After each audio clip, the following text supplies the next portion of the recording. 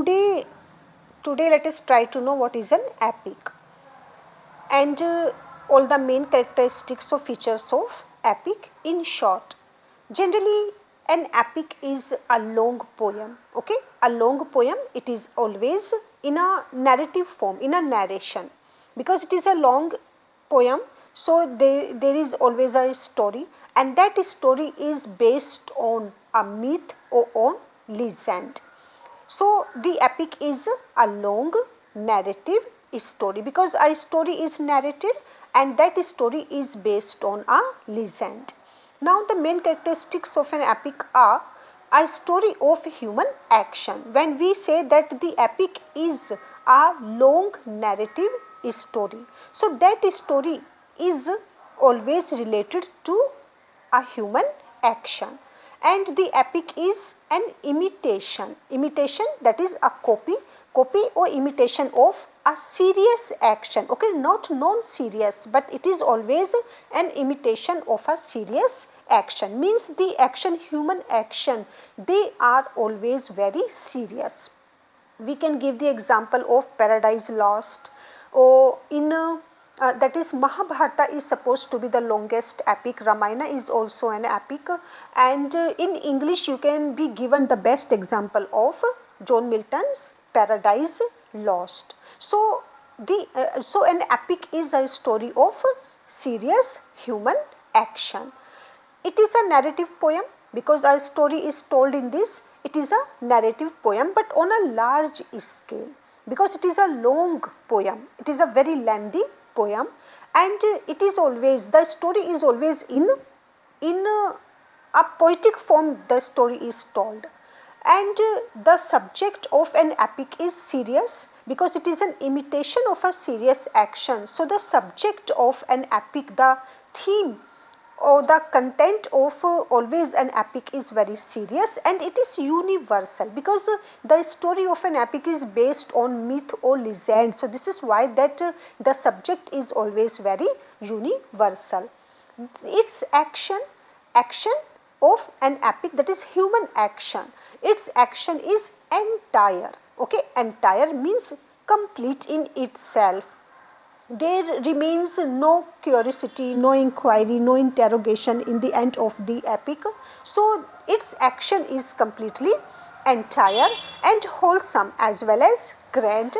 And the style, because the epic is based on myth or legend, so this is why that its style is also very grand, because the subject is serious, the subject is universal, that is why that its style is grand. And even the language used by an epic poet is also very high, very lofty, or very sublime, because the language and the style, they go together.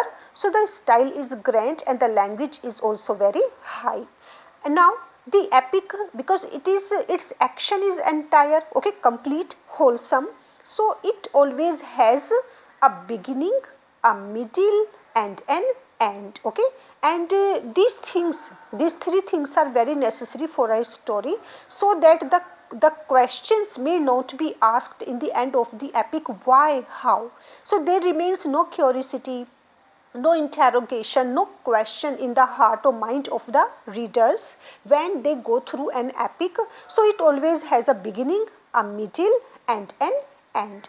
And the characters, because it is a story of human action and it is universal. So now the characters, style is grand, language is very high. So characters, because it is an imitation of a serious action, so characters, they must also be very high, means they belong to high rank.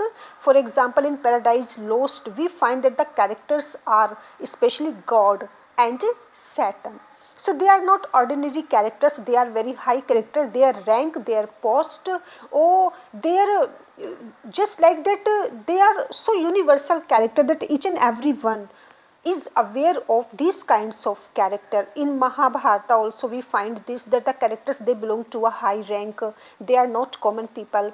Even Ramayana also, the kings or the princes, they are always chosen in these kinds of story. So characters of an epic are always very high, and they are, we can say that they are lofty, they are sublime, or they are mighty beings. When we say that they are mighty beings, this means that they are not helpless, they are not powerless, they are not common or ordinary human beings, but they are very powerful. Rama, Ravana, or Kauravas, Pandavas, or even God and Saturn mentioned in Paradise Lost. So characters of the epic are always with powers, maybe supernatural power also, and they are very powerful beings. So the hero, okay, because the characters are high, now the hero of an epic is always full of great qualities, means whatever qualities he has, that or those qualities are very great, means the hero is not an ordinary hero because he is very powerful, so he has great qualities. Now the another main important characteristic of an epic is that whenever it begins, so it is started by the poet, it always starts with a divine invocation. Okay, divine invocation means the poet, he invokes or he addresses to the muse of poetry. Okay, muse of poetry, that is goddess of poetry. So the poet, he always starts his epic with the help of or addressing or invoking the goddess of the poetry. Now an epic is concerned with the whole of mankind. Okay, it is always concerned because it is universal, and it is because a story of human action, so it is concerned with the whole of mankind. And you can find it even in Ramayana also, that was related to the whole of mankind. There are even the most important another characteristic of an epic is that there are always the supernatural elements, means we are we are aware of, or we are introduced with the supernatural machinery. Okay, there are supernatural elements also, supernatural which are not common or ordinary human beings, but their power, their qualities are beyond the human beings. They are superhero, we can call them that they are super. Why they are superman, why they are superhero? Because whatever qualities they have, they are supernatural. They, those kind of qualities can never be found with the simple or ordinary human beings. So the supernatural elements are there, the supernatural machineries are also presented there. And in an epic we find a lot of battle, a lot of war. For example, in the Paradise Lost, you have found there that there is a battle or there is a war between God and Satan. Okay, so there is too much war, and in detailed that kind of war, that kind of battle is described. There is a very detailed description of that battle. In Mahabharata also you found there was a description of battle, of war in the battlefield, and in Ramayana also there was a war. Even in the Paradise Lost also there was a war between devil and God, between Satan and God. Means we can say that in an epic we find that there is a war between, or there is a fight between vice and virtue, between false and truth, between good and, that is right and wrong. So there is a description of battle and war in an epic, and of course there is also a description of all the phenomena of nature. Means an epic is always full of nature's description. So there is not only the description of battle, but there is also a description of nature.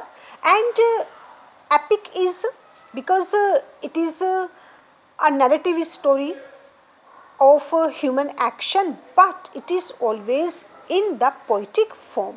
Whatever is described, whatever is told, whatever is narrated, that is always narrated only in a poetic form. Means the poet always takes what kind of form, what kind of device he always uses, that is in a poetic form he uses this kind of device. Okay, that is, the epic is always in a poetic form. Now the theme, the style is grand, language is sublime, characters are also very high. So now the theme, the thought, language, style, each and everything is very high, very sublime, very lofty, very grand in an epic. Each and everything is very grand. So now the examples in the examination, the examples can be given of John Milton, Paradise Lost or Paradise Regained also. Now another one is that the theme of the epic is stated in the first few lines. For example, Milton, man's first obedience to justify the ways of God to man. Okay, and in the very first few lines we come to know that what was the main theme, what was the main purpose of John Milton to compose Paradise Lost. That was the main thing, that man's first disobedience. So the theme of the epic is stated in the first few lines, and the action, okay, the action is often controlled by supernatural agents, supernatural machinery. And it is always divided because it is a very lengthy story, it is a very long story, and it is always narrated based on myth or legend. So the epic is, for example, if you don't forget Mahabharata, that is supposed to be the longest epic of the world. So it is always divided into cantos or books. There are so many books, there are so many cantos, or there may be innumerable books of epic. It depends on the poet because it is a big story, it is a very lengthy story. So there may be many books or many cantos. So an epic is divided into cantos or into books, and it also contains a number of thrilling episodes, so that the curiosity, the interest of the reader always goes with the story. This was an epic, what is an epic, and all the main characteristics of epic.